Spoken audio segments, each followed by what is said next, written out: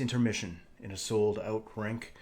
The music dips, the lights take a breath, and 20,000 people do something very strange. They cheer for maintenance. A machine the color of a kitchen appliance waddles onto the ice like it owns the building. It doesn't roar, it hums. It doesn't strut, it glides. It drags a whisper of water that turns to glass in its wake, ironing out every scar from the last period's chaos. And to this day, it reminds me of Grecian formula. Meanwhile, somewhere in suburban Winnipeg, a middle-aged dad is snowblowing the driveway in January, carving tidy lanes through powder like he's auditioning for the second intermission. Snowbanks aligned to perfection. The neighbors don't clap. They're lost. Now here's the crazy part. That slow, hypnotic oval is one of the greatest pieces of business theater in the world. The Zamboni doesn't just fix the ice, it resets trust. Today, we're cracking open how an ice resurfacer became a global icon, and what your business can steal from this playbook of ritual, reliability, and ridiculous fan love. Welcome back to Oddly Strategic, the podcast that extracts strategic business lessons from the strangest places. I'm your host, Mark Peters. In this episode, how a niche machine became a mandatory vibe. We'll roll from a backyard in California to NHL superstardom. We'll talk psychology, cognitive ease, ritual formation, the peak end rule, and we'll pull out a practical toolkit you can use Monday morning. Spoiler, smooth always wins. So let's rewind to 1939. Frank Zamboni, son of Italian immigrants, tinkerer by temperament, opens an ice rink in Paramount, California. It's called Paramount Iceland, which is already an A-plus name considering the ambient temperature outside. Business is good. Hockey, figure skating, birthday parties featuring sugar-shocked kids in rental skates with ankle support of linguine. There's one brutal problem: the ice. After every session, staff had to scrape, shovel, wash, and reflood the surface by hand. It took a crew of 45 minutes and enough elbow grease to power a small town. Patrons got cold, concession sales dragged, schedules slipped, margins bled. Frank looked at the chaos and he saw a system. He wanted one machine that could, number 1, shave the ice. Number 2, collect the snow. Number 3, wash the surface. And number 4, lay down a thin, even sheet of hot water to freeze into a mirror. Not 4 crews, one machine. Count the verbs: shave, sweep, wash, flood. Make it a ballet. He experimented for years, welded frames from old army surplus machines, an engine from a Jeep, a hydraulic system that hopefully wouldn't leak like a toddler in rental gloves. He mounted a horizontal auger to scoop shaved ice into a tank. He added a towel at the tail to smooth the water ribbon. Version after version failed in inventive ways, but he kept tinkering. In 1949, the prototype finally worked. The first production Model A rolled onto the ice at Paramount Iceland. Job time dropped from 45 minutes to about 10. The surface? Smooth. The crowd? Happy. Concessions? Back. Schedules? Predictable. Profit? Unfrozen at last. Word spread. By the early 1950s, a few NHL teams took a chance. By the 1960s, the Zamboni name was shorthand for the entire category.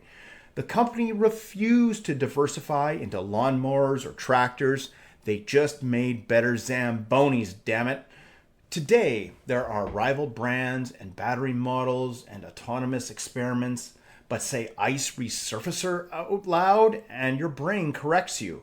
You mean Zamboni? I remember being a kid going to Jets games and feeling slightly stressed over whether or not the Zamboni would finish before intermission timer reached zero. It always did. But if he missed a spot, that is all I could see for the next period. So why did a slow machine become a celebrity? Because it did three things perfectly. It turned a back-of-house process into front-of-house theater. It delivered ruthless, boring reliability every single time. It owned a niche so completely that the brand became the category. And yes, it sells plush toys, toddler books, and Halloween costumes. Try getting kids excited about Squeegee Robot without that name and that ritual. A quick human moment. Frank Zamboni didn't license a dream and hit the beach. He worked until he was 87. He gave factory tours, answered letters from children who drew crayon Zambonis with fangs. Think about that. What other appliance would inspire children to write letters? He had a craftsperson's relationship with problems. They are invitations, not indictments. The result is brand gravity. The Zamboni cues a collective exhale. Chaos happened. We clean it up. Play again. This is not just rink maintenance, it's a worldview. So let's cut the engine for a minute and pull three strategic lessons from the ice. Number one, turn boring into beloved. Operations has two faces, the messy one customers endure and the magical one they remember. Most companies hide the messy and forget to design the magical. The Zamboni does both, repairs the ice and stages a ritual. Ritual beats routine. A routine is the thing we have to do. A ritual is the moment we all enjoy. Music swells, doors open, a machine glides. Fans take photos of maintenance. Kids press their faces to the glass. That's brand alchemy. Take the necessary and make it nostalgic. And I guarantee you, there isn't a single guy my age who doesn't have a secret dream of one day being a Zamboni driver. Trust me on this. Next is peak end rule. People remember experiences by peaks and the ending. Intermission is the end of a minigame. If the final moments before the next puck drop feel crisp and satisfying, the brain stores the whole period more favorably. Although, if the Jets are down 4-1 and are being sloppy on the forecheck, I'd argue whether or not I experience the period more favorably. That's cognitive recap bias in your pocket. Make the backstage visible on purpose. Apple took packaging, a cost center, and turned it into ASMR. Southwest took safety demos, a compliance task, and made them human and funny. Restaurants moved pizza ovens to the front and sold the performance of heat. What can you bring forward? Number two, obsess over reliability. Cognitive ease equals cash. You know that feeling when a web page loads in one beat, not two? Your shoulders drop 3 millimeters. That's cognitive ease. Our brains prefer fluency, predictability, low friction. Reliability is a marketing claim you can prove, not say. The Zamboni's victory is repetition. Same path, same water ribbon, same glossy result. Your message should read like that lap around the ice. Clear cadence, zero surprises. Trust compounds. Every perfectly resurfaced sheet deposits in the forgiveness bank. When something does go wrong, bad bounce, fan shot, the brand has balance. That's why FedEx can have one weather delay and customers don't revolt. The prior 99 arrivals at 10:30 a.m. did all the talking. Engineering humility matters. Toyota's andon cord empowers any worker to stop the line. That costs minutes and saves reputations.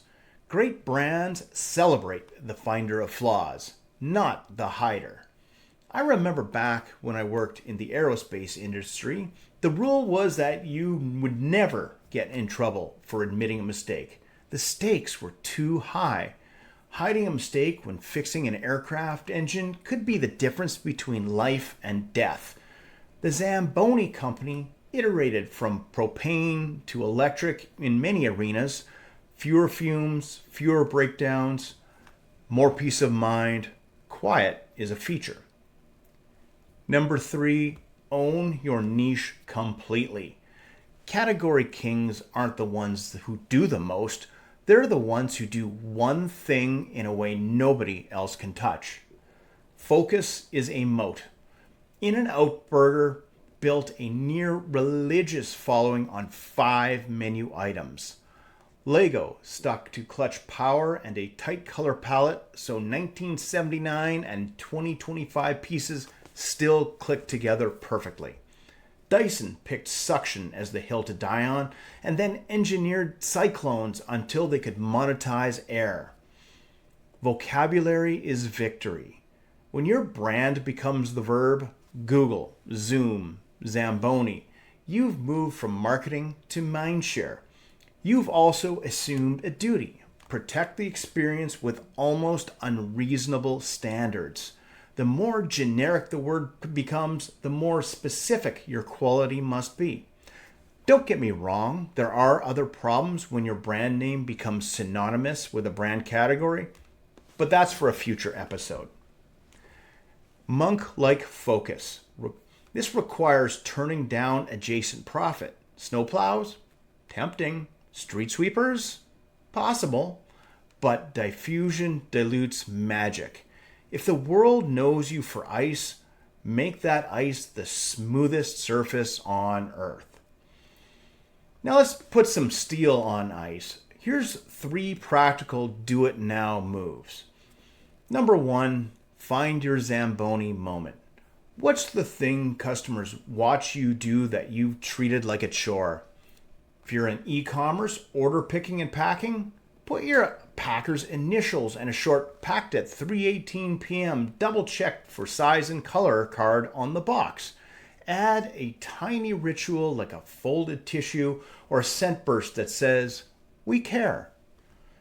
Maybe you're in a SaaS business. There's always issues with deploys and downtime. Publish a clean public status page with human updates, not robot hedging. Add a tiny release notes haiku that makes teams smile. If you're in consulting, kickoff calls. Start with a 90-second how we resurface, your cadence, your tools, your and-on chord moments where clients can pull to pause. Ritualize the reset. Number 2, make reliability visible. Reliability is invisible until you surface it. Pick 2 metrics that matter to customer peace. Response time in under 30 minutes, 99.95% uptime, delivery window plus or minus 10 minutes. Put them on your website and your invoices. When you hit them, don't brag, log. When you miss, over-communicate and credit the bill. Create a consistency calendar. On the first business day of each quarter, do a reliability audit of your top 3 touch points. Are your laps still clean? Write a monk-like focus list. List 3 profitable temptations you'll refuse to touch for 1 year. Next to each, write the core you're protecting. We say no to custom features that slow the app. We protect speed. We say no to panic discounts. We protect perceived value. We say no to 7 new SKUs. We protect training and accuracy. Here's a mini exercise. Take about 2 minutes here. Name your machine. Seriously, the Friday reset, build and breathe, the blue towel pass. Label the ritual that keeps your surface smooth. Put it in your team calendar with an emoji. Brands that name things remember to do them. So let's do a little playable scenario here. We'll call this first one the Cafe Steam Wand. A cafe is tempted to add hot food because the shop across the street did, but their core is drinks at a wow speed and temperature. The action? They install a simple visible timer behind the bar. Every milk steaming must finish in X seconds. Every shot must pull within YZ seconds. Customers see a little flash when the team hits spec. The ritual becomes a show. Sales per ticket go up because people trust the espresso. Then add pastry. Next scenario, the B2B quiet deploy. A project management SaaS keeps shipping very loud features while page load times are molasses. The action? Form an 8mm team, hat tip Wimbledon, tasked to shave 50 milliseconds per week off the Gantt load. They publish the curve every Friday. Twitter shrugs, but customers feel the relief. Churn drops, and that's cognitive ease cashing out. And scenario number 3, the retailer's honesty shelf. An outdoor brand tries to juice Q4 with neon parkers that no climber ever asked for. Action? They run a one-day honesty shelf. Same jacket, 2 colors. Muted earth, experimental neon. Now, I grew up in the 80s, so back then the neon would have won. But they ask customers to choose and write why. They publish the notes. The answer is obvious. Core customers want gear that disappears into the landscape. The neon SKU dies, trust lives. Let's do a little deeper cut on some of the lessons in psychology here. And because you're still here, you're my people, 3 quick behavioral lessons you can actually use. Service blueprinting. Map the front stage. This is what customers see. And the backstage, what teams do, of a single core journey. Find a backstage task that you can move front stage as a signal of care. Like the Zamboni lab. The fresh start effect. Humans love temporal resets. Mondays, birthdays, New Year's. Design your operations to exploit this. Every interaction should have an elegant next period moment where you say, "We smoothed it, go again." Effort heuristic. People value things that look like they took effort when the effort looks skilled. The Zamboni communicates effort, the lap, the towel, the gleam, without showing struggle, leaks, noise, frantic staff. Show skill, hide strain. So steal this and slap it on your Miro board. The core passport, why we exist in one sentence. Our sheet of ice, the thing we must keep smooth. 3 non-negotiables. Our monk focus list for the year. The reliability dashboard, which is public facing. So that's 2 metrics that make customers breathe easier. A simple traffic light badge that updates daily. A human, what we're improving this week line. And the ritual drawer, here's 3 ideas. The reset lap, the visible act you perform between cycles. There's the blue towel, which is a micro signal that the reset worked. A sticker, a chime, a status emoji. And the honk, a small celebratory sound or line you use when specs are met. Keep it classy, not carnival. Watch the ice after a Zamboni pass. It holds a story in the shine. We messed it up. We made it right.